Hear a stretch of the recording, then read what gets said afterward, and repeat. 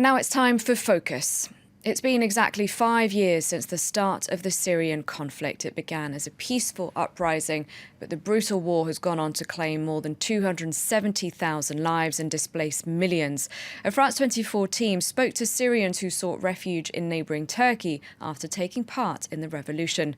With a partial ceasefire proving more effective than expected and fresh talks in Geneva, are they hopeful? Aurore Dupuis reports.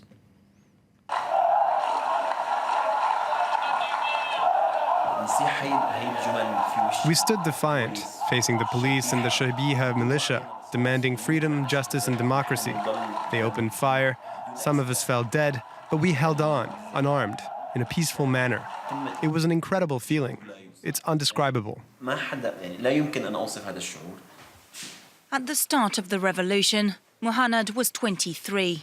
He was one of the first protesters to take to the streets of Aleppo, an offence that led him to 2 years behind bars, victim of torture.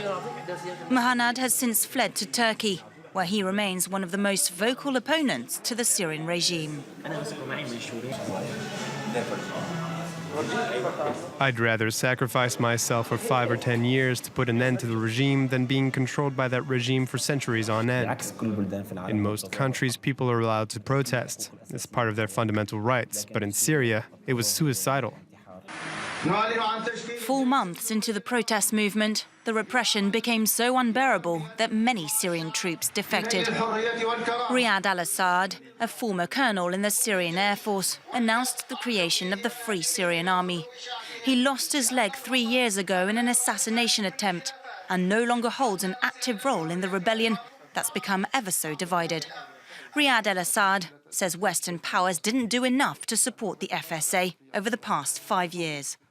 The entire world has turned a blind eye to the situation.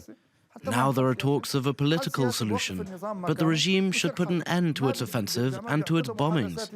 During the last conference in Geneva, the Syrian regime kept on advancing towards Daraa and on the coast, and besieged Aleppo. The regime prevents access to humanitarian aid and starves civilians, while the US and Europe do nothing about it.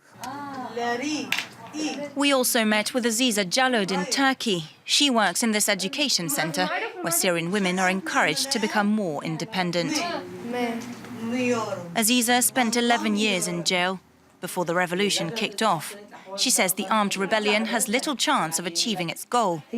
But at least now, she says, many Syrians dare to make their voices heard, to fight for their freedom. Just last week, we saw that many protests broke out in Syria. If the bombings ended and if the regime stopped killing or arresting demonstrators, I believe the entire country would keep on protesting, including in territories controlled by the regime. Such protests are organised from Turkey with the help of Yassin. Last year, he lost the use of his left arm after being hit by shrapnel in Aleppo. He remains hopeful, saying the ongoing peace talks could, one day, help end the 5-year war. The ceasefire could pave the way to a permanent solution in Syria. But for that to happen, the regime needs to change. There will not be any solution if Bashar al-Assad stays in power. For Yassin, that's the only condition that millions of Syrians would accept if they wanted to return home. Syrians are fleeing their homes because of the war. If the war ends, they will stay in Syria. But the war started because they wanted Assad to step down. So if the current regime stays in place, the migrant crisis will continue. Yassin managed to fly hundreds of kites like these to northern Syria, in regions controlled by the opposition. As the country marks 5 years of conflict, he hopes that one day the revolution will finally pay off. Joining me now in the studio, Syria expert Ziad Majed. Hello, thank you very much indeed for your time. Now, the surprise announcement we got yesterday from Russia, the decision to withdraw forces, what did you make of that? So Russia's president said that it's because Russia had achieved what it set out to accomplish. Is that really what you think is happening? No, I think we should also wait a little bit to see and observe what will happen in the coming days and weeks. But Russia imposed itself as an actor now on the Syrian scene, returned to the international scene. They said they will preserve 2 military bases on the ground. and they are among the sponsors of the peace talks. Russia pretended that it's there to fight Daesh, and we see that Daesh is still occupying almost 40% of the Syrian territory. But what really Russia did is that it saved Assad regime from a military collapse. It gave it some possibility to regain some territory, and now the peace talks are starting.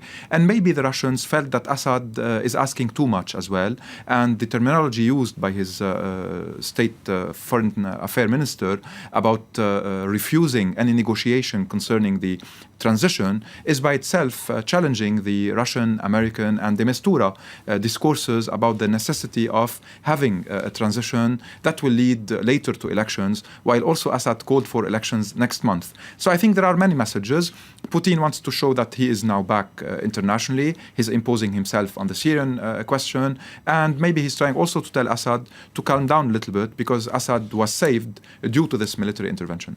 And Vladimir Putin said he hoped it would have a positive effect on the talks underway in Geneva. And the reactions we've been getting, our correspondent was telling us just a short while ago, have been positive. You might have, expected them to be a little bit cynical of Russia's decision to withdraw forces. And like you said, they haven't withdrawn them all. But the reactions have been positive. So what do you think about the talks? Are they maybe going to succeed this time around? Maybe the people feeling that there's something positive because they think that there is a kind of an agreement between international actors, that the Mistura is not only suggesting a roadmap that will require lots of negotiations, but maybe now with this new Russian position, let's say, it will make pressure on the regime to accept compromises.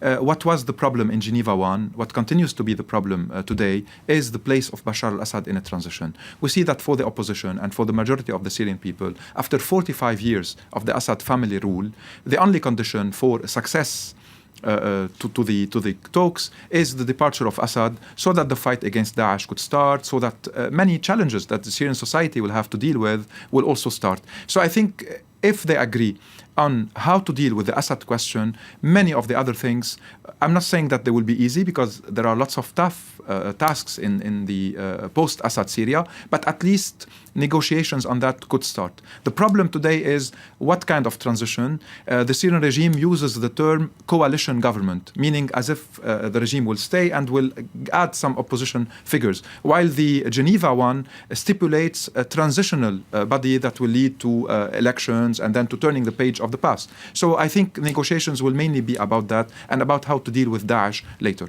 Now, if we look at the situation on the ground, there's been a partial ceasefire in effect since the end of February. Who would you say has benefited the most from it tactically?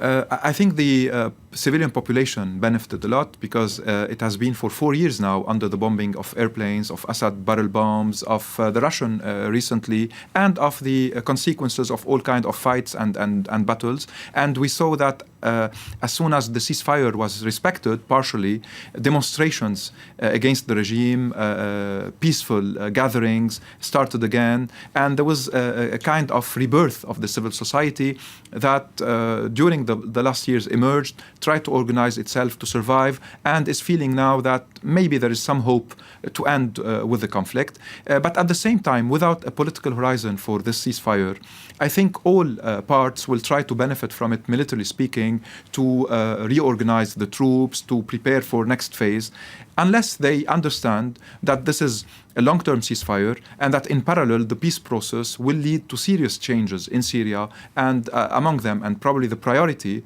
would be the regime change, at least the Assad change, if some structures of the regime are to be preserved for the next phase.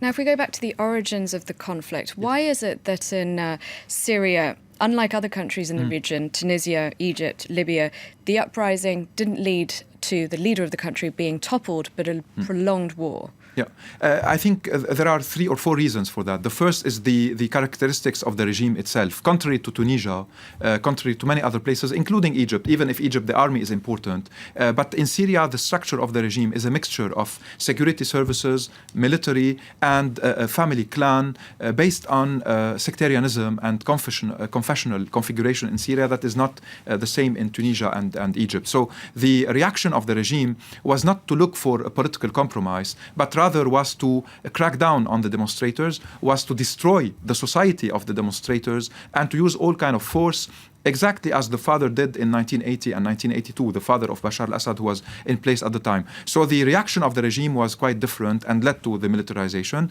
The second thing is the geostrategic location of Syria on the Israeli border, on the Iraqi border, on the Turkish border, with all what that meant in terms of regional actors becoming involved. And third, the Syrian regime had a strong ally, that is Iran, that from day one supported it. And then Russia also jumped in because it considered that this is its ally that's being targeted, and Putin wanted to show that he's loyal to his old alliances and that he will protect them, and all that regionalized the conflict and then internationalized it, plus Daesh.